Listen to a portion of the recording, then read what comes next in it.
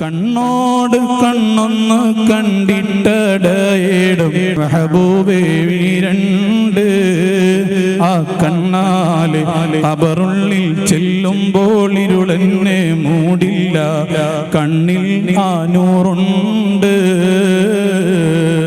ഈ വരി ഞാൻ ഈ പെൺകുട്ടിയോട് ചോദിച്ചു, ഈ വരിയിൽ എന്തോ ഒരു ഉറപ്പുള്ളത് പോലെ ഉണ്ടല്ലോ, അതായത് നൂറുള്ള കണ്ണുകൊണ്ട് ഖബറിൽ ചെന്നാൽ ഖബറിലെ ഇരുളിൽ ഞാൻ പ്രയാസപ്പെടില്ല എന്നാണ് ഈ പറയുന്നത്. അപ്പൊ എന്തോ ഒരു ഉറപ്പ്, ഒരു ദൃഢത ആ വരിയിലുള്ളത് പോലെ ആ പെൺകുട്ടിയുടെ ആ വരിയിൽ എനിക്ക് തോന്നി. അപ്പൊ ഞാൻ പെൺകുട്ടിയോട് ചോദിച്ചു. അപ്പൊ പെൺകുട്ടി അപ്പനോട് പറഞ്ഞു, ഞാൻ ഒരിക്കൽ അള്ളാന്റെ ഔദാര്യം കൊണ്ട് തിരുനബി സല്ലല്ലാഹു അലൈഹി വസല്ലം തങ്ങളെ സ്വപ്നം കണ്ടതിന്റെ നേരെ പിറ്റേന്ന് എഴുതിയ വരികളാണ് ആ വരി എന്ന് പറഞ്ഞു. ഇതെന്താ ഞാൻ പറയാൻ കാരണം എന്നറിയാം, മുസ്ലിമീങ്ങൾക്ക്, യഥാർത്ഥ മുസ്ലിമീങ്ങൾക്ക് റസൂൽ 1400 വർഷങ്ങൾക്ക് അപ്പുറത്തല്ല, ഈ സെക്കൻഡിൽ നമ്മുടെ കൂടെയാണ്.